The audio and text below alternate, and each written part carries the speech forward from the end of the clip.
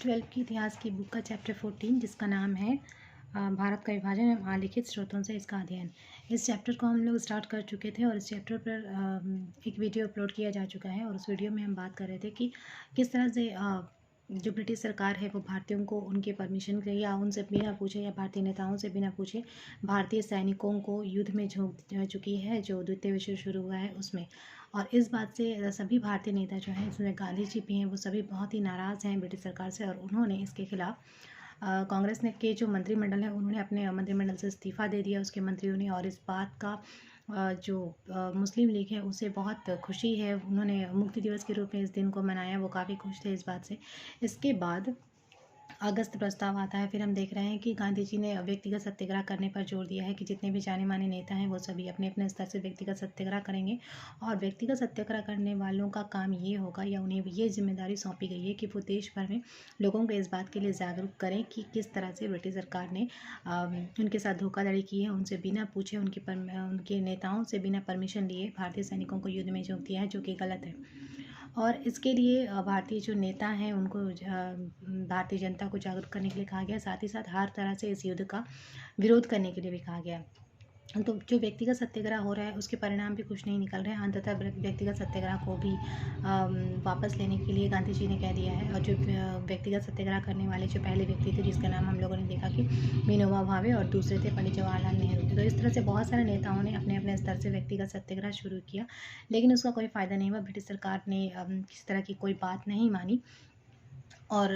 इसका बाद में ये देखा गया कि इसका भारतीयों पर जो है खतरा मंडराने लग रहा है क्योंकि भारतीय सैनिकों को ब्रिटिश सरकार की तरफ से लड़ना पड़ रहा है और ब्रिटिश सरकार पर भी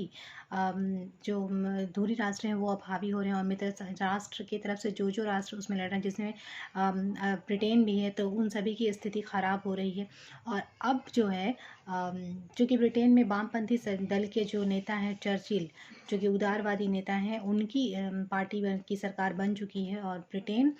के प्रधानमंत्री जो चर्चिल हैं वो हमेशा से ही भारतीय स्वतंत्रता संग्राम आंदोलन जो चल रहा है उसका जोरदार समर्थन करते आ रहे थे। तो उन्होंने अब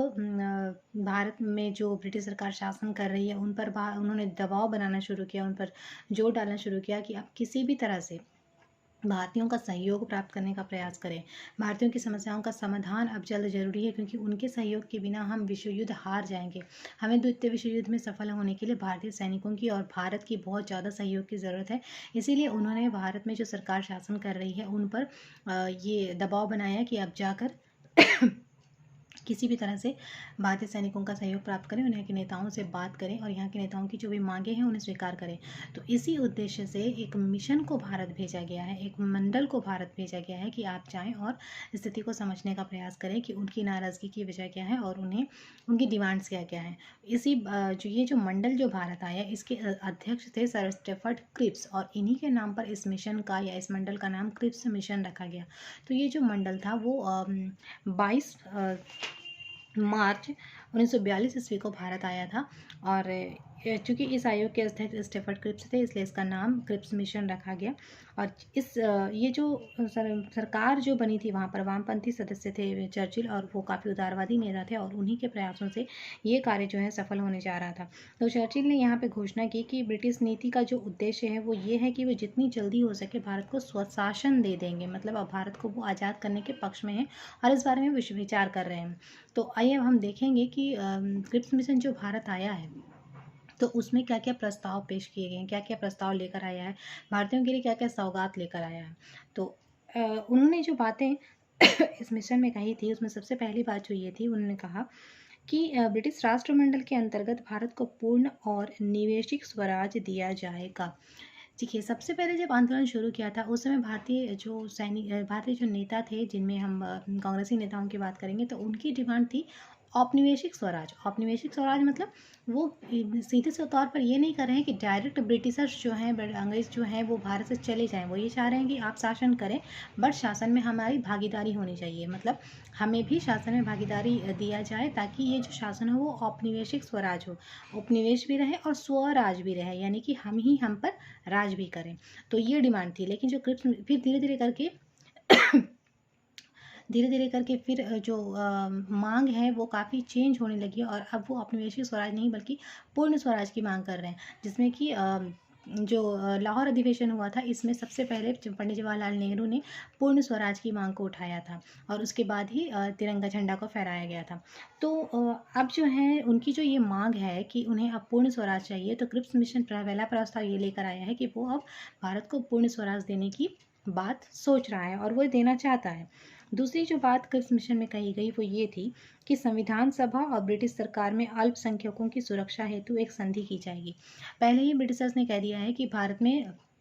एक संविधान निर्माण हो और इस संविधान को बनाने के लिए एक संविधान सभा की स्थापना की जानी चाहिए। तो ये जो संविधान सभा की स्थापना होगी, इसमें जो अल्पसंख्यक लोग हैं उनकी सुरक्षा को ध्यान में रखते हुए विशेष रूप से एक संधि की जाएगी। मतलब जो संविधान बनेगा और उस संविधान को बनाने में जिन लोगों को शामिल किया जाएगा, जो संविधान सभा के सदस्य कहलाएंगे,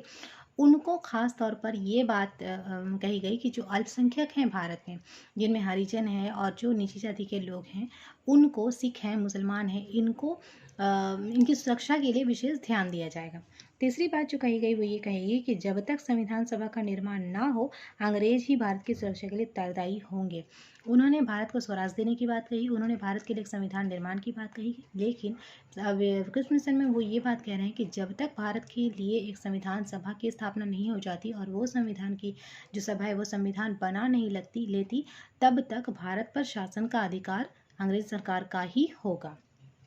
फिर वो कह रही है कि भारतीय शासन के अन्य विभाग भारतीयों को सौंप दिए जाएंगे,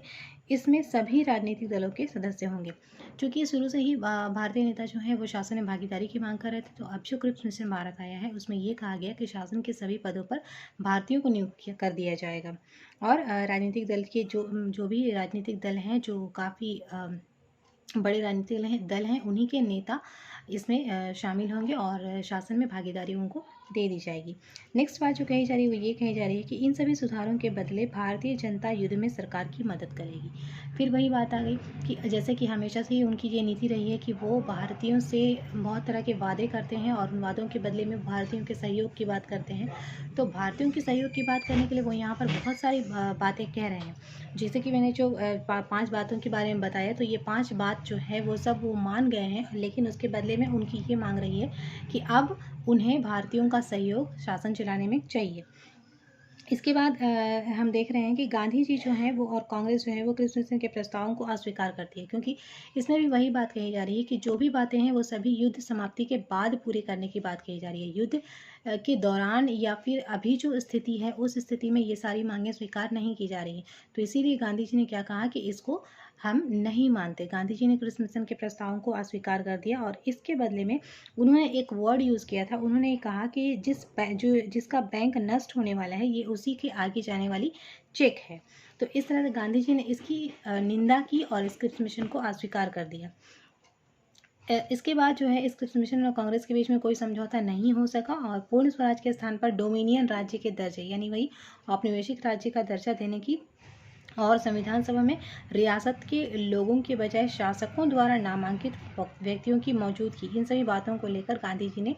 इस प्रस्ताव को अस्वीकार कर दिया। ब्रिटिश सरकार की यह मानना चाहती नहीं थी कि सारी शक्ति भारतीयों के हाथ में, वो सिर्फ भारतीयों को शक्ति देने का लालच देना चाहती थी कि किसी भी तरह से ये मान जाएं और युद्ध में ये शामिल हो जाए, ताकि हम द्वितीय विश्व युद्ध में अपने आप को बचा पाएँ, हम द्वितीय विश्व युद्ध में अपने आप को जिता सकें, अपने आप को हारने से बचा सकें।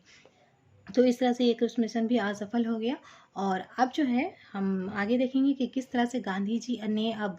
क्रिप्स मिशन को अस्वीकार किया और प्रतिक्रिया स्वरूप अब वो भारत छोड़ो आंदोलन शुरू कर रहे हैं। तो भारत छोड़ो आंदोलन जो है वो बहुत ही विशाल आंदोलन था और इसके बारे में हम बात करेंगे नेक्स्ट वीडियो में। आज का जो वीडियो है उसको हम यहीं पे एंड करते हैं। Thank you.